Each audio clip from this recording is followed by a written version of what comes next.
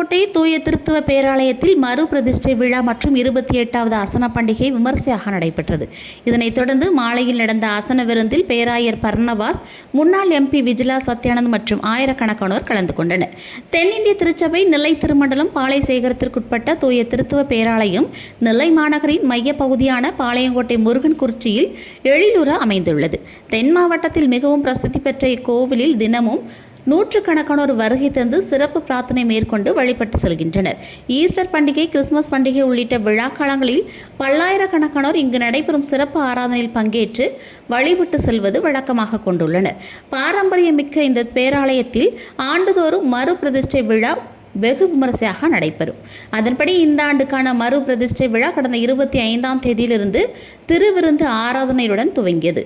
திருவிழா நாட்களில் தினமும் ஆராதனை, நற்செய்தி கூட்டம், துதி ஆராதனை, தாளந்து இரவு, கோலாட்டம், கலை நிகழ்ச்சிகள், யாசகர்களுக்கு உதவி செய்தல், அசன பண்டிகை, ஆயத்த ஆராதனை உள்ளிட்ட பல்வேறு நிகழ்ச்சிகள் இடம்பெற்றன. இதனைத் தொடர்ந்து பேராலய மறு பிரதிஷ்டை பண்டிகை மற்றும் 28வது அசன பண்டிகை நடைபெற்றது. இதில் முதன்மை விருந்தினராக பங்கேற்ற நெல்லை மண்டல பேராயர் பர்னபாஸ் நிகழ்ச்சிகளை துவக்கி வைத்து திருவிருந்து ஆராதனை நடத்தினார். மாலை 5 மணிக்கு நடந்த சோஸ்திர ஆராதனையில் சேகர தலைவர் பாஸ்கர் கனகராஜ் செய்தி அளித்தார். இதனைத் தொடர்ந்து மாலை 6 மணிக்கு அசன விருந்து நடைபெற்றது. இதில் நெல்லை மண்டல பேராயர் பர்னபாஸ், கிறிஸ்தவ தேவாலயங்களில் பணிபுரியும் உபதேசியர்கள் மற்றும் பணியாளர்கள் நலவாரிய தலைவர் விஜிலா சத்யானந்த், பாளையசேகர தலைவரான பாதிரியார் பாஸ்கர் கனகராஜ் ஆகியோர் துவக்கி வைத்தனர்.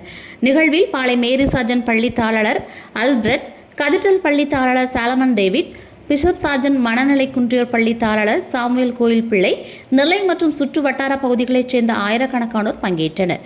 தலைவரான பாதிரியார் பாஸ்கர் கனகராஜ், குருமார்கள் ஆசி செல்வராஜ், ஸ்டீபன், தர்மத்துறை, சபை ஊழியர்கள், அசன கமிட்டி உறுப்பினர்கள் மற்றும் சபை ஊழியர்கள் ஏற்பாடுகளை சிறப்பாக செய்திருந்தனர்.